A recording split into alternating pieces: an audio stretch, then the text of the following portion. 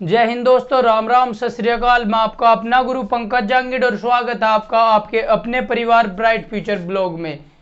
तो हम पढ़ रहे थे फिजिक्स और फिजिक्स का हमारा एक चैप्टर कंप्लीट हो गया था, मात्रक एवं मापन पद्धति। देखो वो तो था हमारा थोरटिकल पार्ट आपने पढ़ने के बाद उसमें से किस तरह एग्जाम में क्वेश्चन आवे वे सभी क्वेश्चन में आपको करवा रहा था। 2 सेशन हमारे हो गए, 2 सेशन और करेंगे। तो आज का सेशन होने के बाद कल लास्ट सेशन और होगा। तो आज के सेशन में हम और ज्यादा मात्रक पढ़ेंगे। जितने भी मैं आपको पढ़ा रहा वे सभी आप याद करते रहो, लिख लो, भेजा बहुत ज्यादा इंपॉर्टेंट है। सारे एग्जाम में आए, आपके एग्जाम में आए हुए क्वेश्चन ही मैं आपको करवा रहा। अगर हम इसी तरह चलेंगे, पहला को पूरा चैप्टर पढ़ लेंगे, उसका बेसिक कॉन्सेप्ट, उसके बाद किस तरह क्वेश्चन बन के आपके एग्जाम में आ रहे, न्यूमेरिकल क्या आ रहे उसमें से वे सब पार्ट करेंगे। और आपका कुछ दिनों में आप देखोगे फिजिक्स आप फिजिक्स में महारत हासिल कर लोगे। आपका फिजिक्स एग्जाम में छूटने वाला नहीं। तो इसके साथ ही अपनी क्लास को आगे बढ़ाते हैं और आपका पहला क्वेश्चन आपकी स्क्रीन पर दिख रहा होगा। किसी भी वस्तु की शक्ति को डायोप्टर के संदर्भ में व्यक्त किया जाता है तो वस्तु एक बिजली की भट्टी होनी चाहिए, ऑटोमोबाइल इंजन होना चाहिए, लेंस होना चाहिए, जेट इंजन होना चाहिए। यानी कि क्या बोला, शक्ति को बताया डायोप्टर में। तो शक्ति का क्या बता दिया, डायोप्टर। कोई वस्तु है जिसकी शक्ति हम कहीं में बताया डायोप्टर में, तो ये पूछ लिया वो वस्तु कौन सी होगी। तो हमेशा ध्यान रखिए, जो आपका लेंस हो, जो मैं चश्मा पहन रहा, जो और लोग चश्मा पहनने हैं, जो आपकी सूक्ष्मदर्शी में यूज हुआ है, जो दूरदर्शी में यूज हुआ है, आपके अवतल लेंस, आपके उत्तल लेंस, उन सब की क्षमता कहीं में मापी जा डायोप्टर में, डी से प्रदर्शित करे। तो लेंस की शक्ति का मात्रक क्या हो, आप लिख लोगे लेंस की शक्ति का मात्रक। लेंस की शक्ति का मात्रक क्या हो जाएगा, आपका हो जाएगा डायोप्टर, और डी से प्रदर्शित करें, कैपिटल डी से। तो इसने पूछा उस वस्तु को बताओ जिसकी शक्ति का मात्रक डायोप्टर है, तो आप बताओगे वह वस्तु है लेंस। तो इसका ऑप्शन हो जाएगा लेंस। अगला क्वेश्चन देखो, आपको तालिका दिखाई दे रही होगी और इस तालिका में आपको क्या करना, इस तालिका में आपको बिल्कुल सीक्वेंस में लगाने कौन से का आंसर कौन सा है, कौन से का मात्रक कौन सा है। अब देखो आपका क्वेश्चन क्या है, एफपीएस, सीजीएस और एमकेएस। एफपीएस, सीजीएस और आपका एमकेएस। देखो सारे क्वेश्चन ये आपके एग्जाम में हुए हैं। एफपीएस में लंबाई को फुट में मापा है, तो इसमें एक दे रखा न्यूटन, पाउंड और डाइन। पाउंड का रिलेशन किससे है, पीएस से है, क्योंकि इसको द्रव्यमान कहीं में मापा है पाउंड में। तो पाउंड का रिलेशन कौन सी पद्धति है, ये आपकी मात्रक पद्धति होगी, मापन की पद्धति होगी। तो पाउंड का संबंध है आपका एफपीएस है, तो एफपीएस के सामने आ जाएगा पाउंड। तो ए का हो जाएगा तीसरा, ए का आपका तीसरा हो जाएगा। उसके बाद सीजीएस, सीजीएस का संबंध है डाइन तय, और मैंने आपको पढ़ा अभी डाइन क्या हो, डाइन बल का मात्रक हो सीजीएस पद्धति में। तो सीजीएस पद्धति में बल का मात्रक डाइन, तो सीजीएस का वो है डाइन। तो डाइन है पहला, तो बी का हो जाएगा पहला, बी का आपका पहला हो जाएगा। एमकेएस पद्धति का है न्यूटन। न्यूटन साहब ने जो बल की खोज की थी। तो एमकेएस पद्धति में बल का मात्रक क्या हो, न्यूटन। तो सी का कितना हो जाएगा, सी का हो जाएगा आपका एफपीएस का पाउंड। तो ए का हो जाएगा आपका दूसरा, सी का हो जाएगा आपका तीसरा, बी का हो जाएगा पहला। तो ये हो जाएंगे, ये क्वेश्चन में देख रहे हो। तो कौन सा ऑप्शन हो जाएगा, 2 1 3, 2 1 3, तीसरा ऑप्शन हो जाएगा, तीसरा ऑप्शन। आई बात समझ में, एफपीएस का पाउंड, सीजीएस का डाइन और एमकेएस का न्यूटन। आई बात समझ में। इससे अब अगला क्वेश्चन देखो, प्रकाश वर्ष एक मात्रा की इकाई है जिसकी इकाई भी हो सकती है। देखो इसने क्या बोल दिया कि प्रकाश वर्ष उस चीज की इकाई है, किसी मात्रा की इकाई बता दी, ये पूछा कि उसकी और कौन सी इकाई हो जाएगी। इसका मतलब आपको पहले तो पता होना चाहिए प्रकाश वर्ष किसकी इकाई है, किसकी इकाई है, प्रकाश वर्ष आपकी लंबाई की इकाई, लंबाई की इकाई है प्रकाश वर्ष, तो प्रकाश वर्ष किसकी इकाई? आपकी लंबाई की इकाई। तो लंबाई की इकाई सेकंड नहीं हो सकती, किलोग्राम नहीं हो सकती, वर्ग मीटर और एंगस्ट्रोम। देखो एक तो होगी सेकंड, एक आपकी होगी किलोग्राम, किलोग्राम, एक आपकी होगी वर्ग मीटर और एक आपकी होगी एंगस्ट्रोम, एंगस्ट्रोम। देखो सेकंड समय का मात्रक है, किलोग्राम द्रव्यमान का मात्रक है, वर्ग मीटर क्षेत्रफल का मात्रक है। किसका? क्षेत्रफल का। इसका मतलब इसमें लंबाई गुना लंबाई हो जा, तो हमारे पास तो केवल सिंगल लंबाई की पूछी। हालांकि यू भी ऑप्शंस कई हद तक ठीक है, लेकिन आपको बिल्कुल साल तक ऑप्शंस देखना। तो साल तक कौन सा हो जाएगा? एंगस्ट्रोम, क्योंकि लंबाई का बहुत छोटा मात्रक हो एंगस्ट्रोम, तो इसका आंसर हो जाएगा एंगस्ट्रोम। इसने बोला था प्रकाश वर्ष किसी मात्रा की इकाई है, तो आपको पता चल गया लंबाई की, तो उस मात्रा की और कौन सी इकाई हो जाएगी? आप कह दोगे लंबाई की इकाई हो एंगस्ट्रोम। अब एंगस्ट्रोम मैंने पहले भी बताया, आज फिर थोड़ी सी बात कर लो। एक एंगस्ट्रोम कितना होता है? एक एंगस्ट्रोम आपका कितना होता है? एंगस्ट्रोम को ए और ए के ऊपर एक जीरो सी लगा दे, इस तरह भी लिख सके। एक एंगस्ट्रोम 10 की घात माइनस के 10 मीटर, 10 की घात माइनस के 10 मीटर, या 1 मीटर में कितने एंगस्ट्रोम हो जाएंगे? यू 1/10 की घात माइनस के 10, अर्थात इसे क्या लिख लूंगा मैं?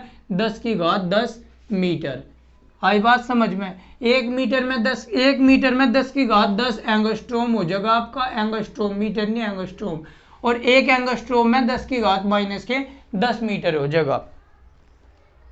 अगला क्वेश्चन देखो, विद्युत परिपथ, जो आपको ये होमवर्क दिया था, आपको एक होमवर्क दिया था, क्या था वो देख लो आप। पिछली क्लास में ये क्वेश्चन मैंने आपको होमवर्क में दिया था, आज इसका सॉल्यूशन करवा रहा होमवर्क का। क्वेश्चन क्या है? P is equal to AT² plus के CT। P क्या है आपकी? P दे दी इसने शक्ति, P दे दिया आपका इसने शक्ति, T दे दिया समय, तो P तो हो गया आपका शक्ति और T हो गया आपका समय। और मैंने आपको एक बात बता दी थी कि जो मात्रक इसका रहेगा वही इस पूरे का रहेगा और वही मात्रक इस CT का रह जाएगा। अर्थात मैं क्या कह सकूं? मैं कह सकूं P बराबर है AT², अर्थात P का मात्रक जो बराबर है वो AT² के मात्रक के बराबर होगा। दूसरी बात क्या कह सकूं मैं? P का जो मात्रक है, P का जो मात्रक है आपका, P का मात्रक आपके CT के मात्रक के बराबर होगा। CT के मात्रक के बराबर होगा, यह बात समझिए। अब P क्या है? शक्ति है, तो आपको शक्ति का मात्रक पता होना चाहिए। T का आपको पता ही है समय है, तो समय का मात्रक कैपिटल T हो जा। आपको मात्रक नहीं विमा बतानी, तो P की विमा बराबर AT² की विमा, P की विमा बराबर CT की विमा हो जाएगी, क्योंकि इसकी विमा बराबर हो इसकी और इसकी। अगर कोई इस तरह बराबर में जुड़े रहे तो इसका मतलब है जो इसकी विमा है वही इसकी विमा रहेगी और जो इसकी विमा है वही इसकी विमा रहेगी। अब शक्ति का देखो, शक्ति क्या हो? शक्ति समझो पहले, शक्ति हो क्या? शक्ति कार्य करने की जो दर, इकाई समय में जो काम किया जाए उसे शक्ति बोल रहे हैं। इसका मतलब W/T, और W को तो हम जूल कहते हैं, लेकिन विमा निकालने के लिए जूल प्रति सेकंड मात्रक हो गया। लेकिन विमा निकालने के लिए आपको एक काम करना पड़े जी। क्या काम करना पड़े? आपको मूल मात्रकों में व्यक्त करना पड़े मात्रक। जूल तक काम नहीं चले, इसे मूल मात्रक के पदों में लिखो। अब कार्य क्या हो? कार्य हो आपका बल गुणा विस्थापन, बल गुणा विस्थापन। तो कार्य का मात्रक देखो, यहां देखो कार्य क्या हो आपका? कार्य बराबर हो F गुणा S, बल गुणा विस्थापन, और F बराबर हो MA और गुणा S। M कितना हो? द्रव्यमान, तो कैपिटल M। A कितना हो? LT माइनस के 2, A का ये तो मीटर पर सेकंड स्क्वायर, इसकी विमा होगी इंटू इसकी विमा L हो जाएगी, तो टोटल की विमा कितनी हो जाएगी? ML² T माइनस के 2, ML² T माइनस के 2 इसकी विमा हो जाएगी अपॉन T। इसका मतलब W की विमा कितनी हो जाएगी? ML² टी माइनस के 2, ml स्क्वायर टी माइनस के 2 अपॉन टी की विमा कितनी हो जाएगी, टी हो जाएगी। अब इसे ऊपर ले जाएंगे तो शक्ति की विमा कितनी आ जाएगी, आपकी आ जाएगी ml स्क्वायर टी की पावर माइनस के 3, ml स्क्वायर टी की पावर माइनस के 3। यहां तक समझ में आया। तो इस शक्ति का मात्रक इस AT स्क्वायर के बराबर हो जाएगा। यहां तक समझ में, आप मिटो तो इसे आप उतार लो अपने नोट्स में, ध्यान से देखो। अगर समझ में ना हो तो एक बार वीडियो को पीछा करके देख लियो। अब इस चीज को मैं सीधा लिखूंगा ml स्क्वायर टी की पावर माइनस के 3। अब देखो P का मात्रक कितना आ गया, P की विमा कितनी आ गई, या होगी ml स्क्वायर टी की घात माइनस के 3, या होगी बराबर A की हमें निकालनी, टी के स्क्वायर की कितनी हो जाएगी, टी स्क्वायर हो जाएगी। आई बात समझ में। अब जब इतनी बात समझ में आ गया, एक बात देखो, आपको A की विमा बतानी तो टी इधर आ जाएगा, तो A बराबर हो जाएगा ml स्क्वायर और ये टी की पावर माइनस के 3 अपॉन टी स्क्वायर। जब टी स्क्वायर यहाँ नीचे है तो ये ऊपर जाके माइनस में घात हो जाएगी, तो इसका आंसर आ जाएगा ml स्क्वायर टी की घात माइनस के 5, ml स्क्वायर टी की घात माइनस के 5 आपका A का आ जाएगा, A का ml स्क्वायर टी की घात माइनस के 5। इस तरह आप निकाल लोगे। ml स्क्वायर टी की घात माइनस के 5 आपके पहले ही ऑप्शंस में है, तो आपको A का तो पता चल गया। हालांकि ऑप्शंस में जी पहले में ही हुई है तो आप डायरेक्ट भी लगा सको, उसका बिना निकाल ले, लेकिन आपको निकाल के मैं फिर भी दिखा रहा। अब देखो, अब हमें C का बताना। C का बताने के लिए हम क्या करेंगे, P की विमा जो है वही CT की विमा होगी, तो इसी तरह अब की बार क्या करेंगे, ml स्क्वायर टी की घात माइनस ml स्क्वायर टी की घात माइनस के 3 बराबर किसके हो जाएंगे, C इंटू टी की विमा T। जब ये इधर जाएगा चला जाएगा तो C की विमा कितनी आ जाएगी, ml स्क्वायर टी की घात माइनस के 4 हो जाएगी, ml स्क्वायर टी की घात माइनस के 4। जब ये T इधर जाकर इधर आवेगा तो इसका ऑप्शन हो जाएगा पहला। आई बात समझ में। तो जो आपको होमवर्क दिया था उसका ऑप्शन आ जाएगा आपका पहला। अगले क्वेश्चन पर चलते हैं। तो एक बात समझिए, अगर इस तरह पद कोई जुड़ रहा है तो हमेशा ध्यान रखियो जो विमा इसकी रहेगी वही नहीं के दोनों पदों की रहेगी, इतनी विमा इसकी रहेगी, इतनी इसकी रहेगी। आई बात समझ में। और तुम होशियार हो ही। देखो मेहनत करनी स्टार्ट कर दो, यूपी पुलिस के भी फार्म आने वाले, एसएससी जीडी के भी आने वाले, यूपीएसआई का आपका पेपर होगा, अब एग्जाम होने वाला ही है, होगा, क्योंकि जब फार्म भरे गए तो एग्जाम तो होना है। अब देखो आपका अगला क्वेश्चन, एक प्रकाश वर्ष है। एक प्रकाश वर्ष की पहली बात तो प्रकाश वर्ष लंबाई का मात्रक है और बहुत अच्छी तरह समझाता है। एक प्रकाश वर्ष क्या है, प्रकाश द्वारा एक वर्ष में तय की गई दूरी एक प्रकाश वर्ष है।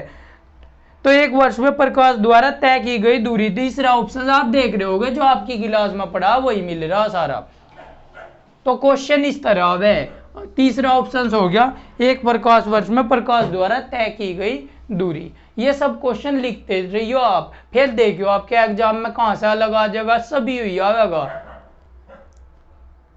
अगला क्वेश्चन आपको एक तालिका दिख रही होगी, उसमें दे रखा विद्युतावेश, विद्युत धारा, विद्युत विभवांतर और विद्युतीय प्रतिरोध। इनके सामने ओम दे रखे, प्रतिरोध दे रखे, वो इनके सामने मात्रक दे रखे ओम, वोल्ट, एम्पियर, कूलम। तो आपको सीक्वेंस में लगाने। जो कर पहला है आवेश, विद्युतावेश का मात्रक क्या हो, कूलम हो, तो पहले का होगा आपका डी। दूसरा क्या है आपका विद्युत धारा, विद्युत धारा का मात्रक क्या हो, एम्पियर हो, तो दूसरे का होगा आपका सी। तीसरा क्या है विद्युत विभवांतर, विद्युत विभवांतर का मात्रक आपका वोल्ट हो, तो तीसरे का होगा आपका बी। अब बचा चौथा, चौथे का आपका हो जाएगा ए।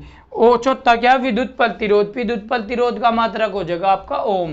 तो आपका ये ऑप्शन आ जाएंगे डी सी बी ए, डी सी बी ए, डी सी बी ए आपके में तीसरा ऑप्शन में है, तो आपका तीसरा ऑप्शन ठीक हो जाएगा। आई बात समझ में। अब अगला क्वेश्चन देखो, निम्न में से कौन सी मूलभूत इकाई नहीं है। मूलभूत इकाई का मतलब है जो मूल मात्रक में नहीं है। अब पहला दे दिया एम्पियर, एम्पियर तो मूल मात्रक है, विद्युत धारा का मूल मात्रक है एम्पियर। दूसरा दे दिया ग्राम, ग्राम क्या है, ग्राम आपका किलोग्राम हो गया मूल मात्रक द्रव्यमान का। तीसरा लंबाई का मात्रक मीटर दे दिया। चौथा केल्विन समय का मात्रक है। तो जो ग्राम है, ग्राम आपका मूल मात्रक नहीं है, ग्राम आपका मूल मात्रक नहीं है, न ये व्युत्पन्न मात्रक, आप व्युत्पन्न मात्रक कह दो। ग्राम क्या है, ग्राम आपका किलोग्राम का छोटा मात्रक है, किलोग्राम का छोटा मात्रक है। मूल मात्रक तो किलोग्राम है, लेकिन किलोग्राम का छोटा रूप है, तो छोटा मात्रक है ये, मूल मात्रक नहीं। तो इसका आंसर कितना हो जाएगा, इसका आंसर हो जाएगा ग्राम। आई बात समझ में। अब और क्वेश्चन सोल्व करते हैं। देखो अगला क्वेश्चन एक और आ गया, आपका स्क्रीन पर दिख रहा होगा। चालक की विद्युत प्रतिरोधकता का मात्रक बताइए। चालक की जो विद्युत प्रतिरोधकता है उसका मात्रक क्या हो। देखो चालक की विद्युत प्रतिरोधकता के बारे में समझने के लिए आपको थोड़ा सा समझना पड़ेगा। पहले तो प्रतिरोध, प्रतिरोध आपका क्या हो। हालांकि ये सब बात आप आगे समझने वाले, लेकिन ये फिलहाल प्रतिरोध मात्रक निकालना पड़े। आप रटते हो गया, आज मैं निकालना सिखा रहा, और निकालने के लिए मैंने बताया था उस भौतिक राशि के बारे में आपको थोड़ा बहुत पता होना चाहिए। अगर नहीं पता तो मुझे बताना पड़ेगा। तो प्रतिरोध क्या हो, प्रतिरोध हो किसी तार में, अगर किसी वायर में विद्युत धारा बह रही तो उसके बहने का विरोध करेगा, तो उसे प्रतिरोध बोल लेंगे। तो प्रतिरोध जो विद्युत धारा का बहने का विरोध करेगा, इस प्रतिरोध किस पर निर्भर करेगा, ये प्रतिरोध लंबाई के अनुक्रमानुपाती होता है। इसका मतलब अगर हम वायर की लंबाई बढ़ावेंगे, तार बिजली के तार की लंबाई बढ़ावेंगे, तो उसमें प्रतिरोध बढ़ जाएगा। दूसरी बात क्या है, जो ये आर होता है उसके क्षेत्रफल के व्युत्क्रमानुपाती होता है। इसका मतलब तार जितना मोटा होगा उतना ही उसमें प्रतिरोध कम लगेगा। इसी तरह आप खंभों पर जो तार जा रहे हैं, बिजली सप्लाई हो, इसमें क्या होगा, मोटे तार का प्रयोग किया जा, जिससे बिजली बेकार में वेस्ट ना जा, प्रतिरोध के रूप में नष्ट ना हो बिजली। तो इसका मतलब क्या होगा, आर अनुक्रमानुपाती होगा एल अपॉन ए, आर अनुक्रमानुपाती होगा एल अपॉन ए। एल जहाँ क्या है, लंबाई है, ए क्या है, क्षेत्रफल है, आर क्या है, प्रतिरोध है, आर क्या है, प्रतिरोध है। अब आप कहोगे जी ठीक है तो बात होगी, लेकिन बात थी प्रतिरोधकता की। प्रतिरोधकता क्या है, अब अगर आपने थोड़ा बहुत फिजिक्स पढ़ा होगा तो पता चल गया होगा, अनुक्रमानुपाती का चिन्ह हटा के एक नियतांक लेना पड़े। क्यों लेना पड़े, क्यों जरूरत हो, बड़े बढ़िया तरह था पढ़ा, नियतांक ही क्यों ले, हम डायरेक्ट बराबर क्यों नहीं लिख सकते, उसका भी एक लॉजिक है, वो बताऊंगा। अभी अगर बताओ तो क्लास से हटकर हम कहीं और चले जाएंगे। तो अब फिलहाल इतना जान जो कि अगर हम इसका प्रतिरोध के लिए क्या हटावेंगे, अनुक्रमानुपाती का ये चिन्ह हटावेंगे तो और बराबर का लगावेंगे, तो एक नियतांक लेना पड़ेगा। तो आर बराबर हो जाएगा आपका क्या, आर बराबर, इसे कोई भी मात्रक ले लो, कोई भी नियतांक ले लो, इसे कुछ भी मान लो।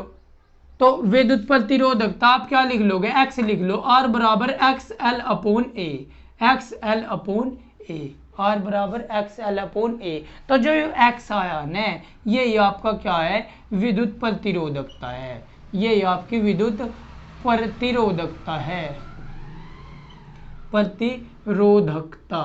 अब इसका मात्रक आपको बताना, आर का तो आपको पता ओम, तो एक्स बराबर हो जाएगा आर ए अपॉन एल। इसका मतलब ए कितना हो, आर का पता आपको ओम, ओम को इस तरह भी लिख लें, ohm metre square upon metre, metre square क्षेत्रफल का मात्रक, लंबाई गुना लंबाई, मीटर स्क्वायर लंबाई का मात्रक मीटर, मीटर तो मीटर कट गया तो कितना बचा, ओम मीटर।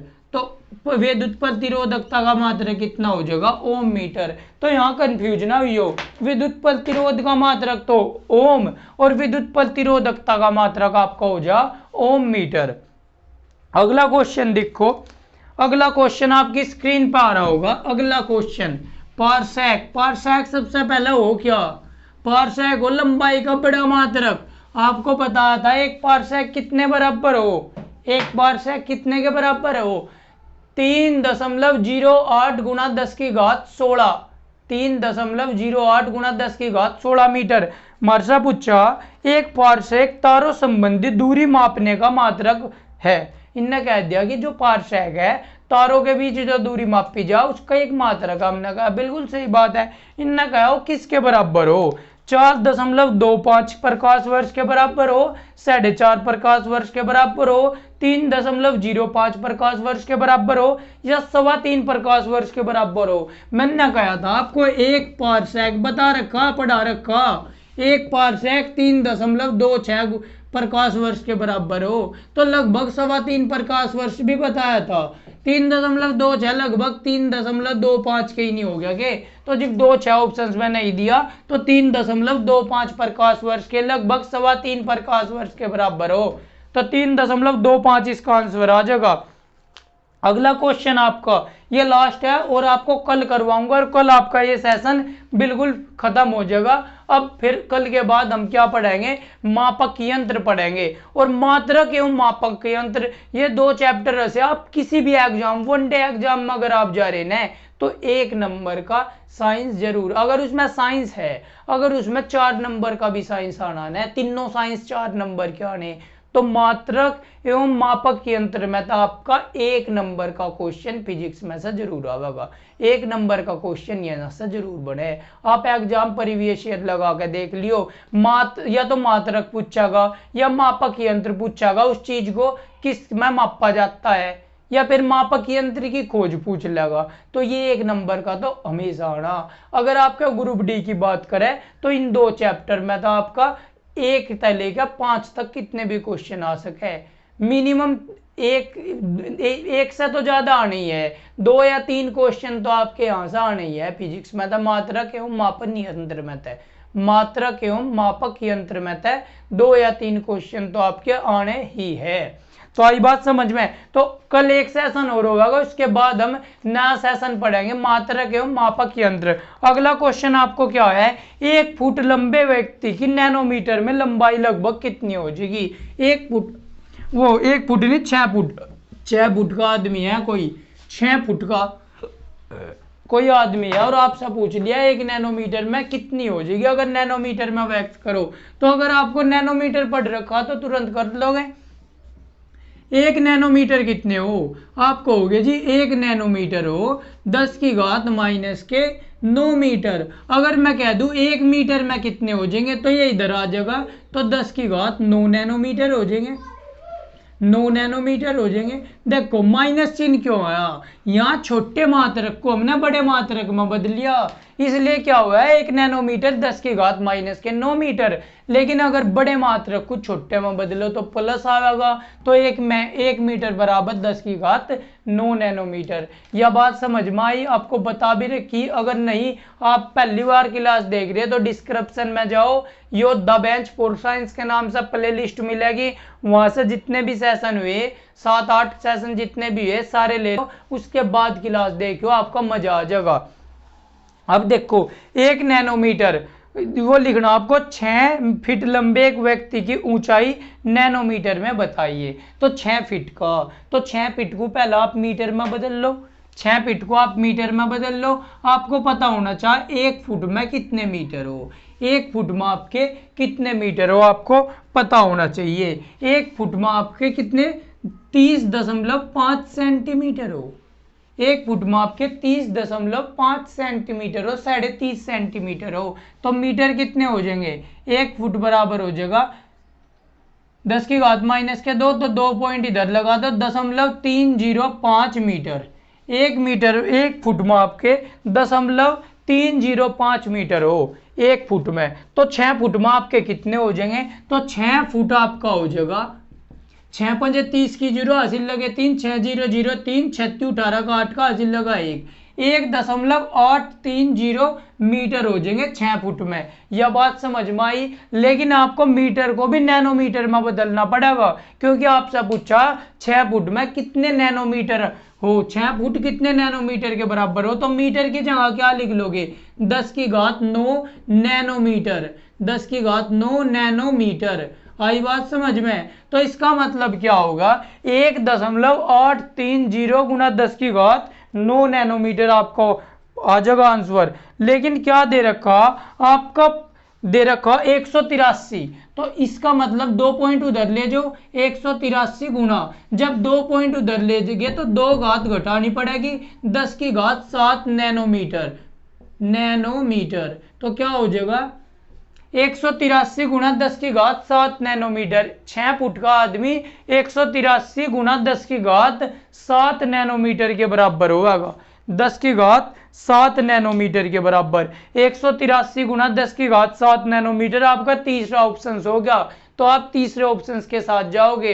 अगला क्वेश्चन आपका, 1 नैनोमीटर बराबर होता है, ये और देख लो, 1 नैनोमीटर किसके बराबर होता है, आपको हो गया जी अभी नहीं बताया, 1 नैनोमीटर 10 की घात माइनस के 9 मीटर के। लेकिन मैं कहूंगा बेटा एक बार ऑप्शंस देख, ऑप्शंस को आपको मीटर में नहीं दे रखा, ऑप्शंस का आंसर दे रखा आपका सेंटीमीटर में, तो क्या दिक्कत आ गई जी, कर देंगे। 10 की घात माइनस के 9, 1 मीटर में कितने 100 सेंटीमीटर, तो 10 की घात 2 सेंटीमीटर हो गए। इसका मतलब ये माइनस की घात, ये प्लस की घात, तो 10 की घात कितनी बचेगी, माइनस के 7 बचेगी, माइनस के 7 सेंटीमीटर। तो क्या हो जाएगी 1 नैनोमीटर, 1 नैनोमीटर बराबर होते हैं, 1 नैनोमीटर बराबर होते हैं 10 की घात माइनस के 7 सेंटीमीटर, 1 नैनोमीटर 10 की घात माइनस के 7 सेंटीमीटर, दूसरा ऑप्शन आपका हो जाएगा। इसी के साथ आज का सेशन समाप्त करते हैं, अगले सेशन में इसी के क्वेश्चन पढ़ेंगे और फिर ये सेशन समाप्त हो जाएगा और हम अगला चैप्टर पढ़ेंगे मापक यंत्र, किस चीज को किस चीज में हम मापते हैं, कौन कौन से यंत्र है, जैसे बुखार को थर्मामीटर में मापा जाओ, हार्ट बीट को किस चीज में मापेंगे, लंबाई को किस चीज में मापेंगे, कौन से यंत्र में मापेंगे, जो आपका टेम्परेचर है कौन से यंत्र में मापेंगे, आई बात समझ में, दूरी को कौन से यंत्र में, वाष्प दाब को कौन से यंत्र में मापेंगे, इस तरह मापक यंत्र हम पढ़ेंगे। तो लेकिन कल नहीं परसों, कल हम इसका अगला सेशन पढ़ने वाले हैं, ठीक। तो जुड़े रहिए ब्राइट फ्यूचर ब्लॉग के साथ, जितना हो सके शेयर करो, फैला दो। जय हिंद, जय भारत।